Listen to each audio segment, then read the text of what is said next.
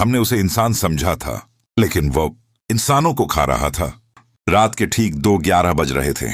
बारिश रुक चुकी थी, मगर जंगल अब भी भीगा हुआ था। पेड़ों से पानी की बूंदें टपक रही थीं और हवा में एक अजीब सी बदबू थी, जैसे कुछ सड़ रहा हो।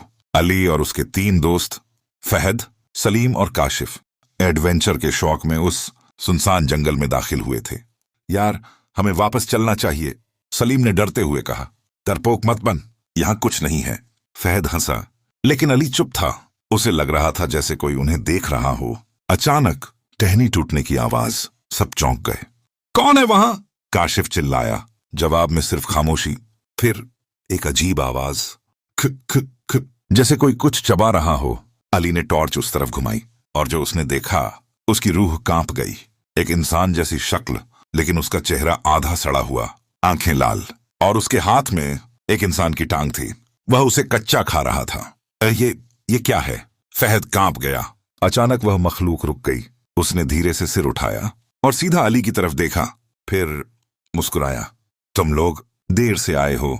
अचानक वह बिजली की रफ्तार से उनकी तरफ दौड़ा। सब भागने लगे। सलीम पीछे रह गया।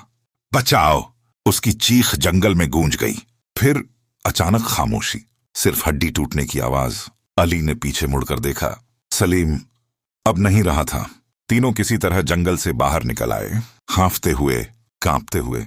हम पुलिस को बताते हैं, काशिफ बोला। लेकिन अली चुप था, क्योंकि उसने कुछ और भी देखा था। जब वे भाग रहे थे, वह मखलूक अकेला नहीं था।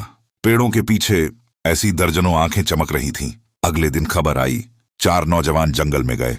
सिर्फ 3 वापस आए, मगर असली खौफ अभी बाकी था। रात को अली के फोन पर एक मैसेज आया, अननोन नंबर से। तुम बच गए हो, लेकिन हम भूखे हैं और हमें तुम्हारा पता मालूम है। Dark whisper. दरवाजे के बाहर कोई धीरे धीरे सांस ले रहा था।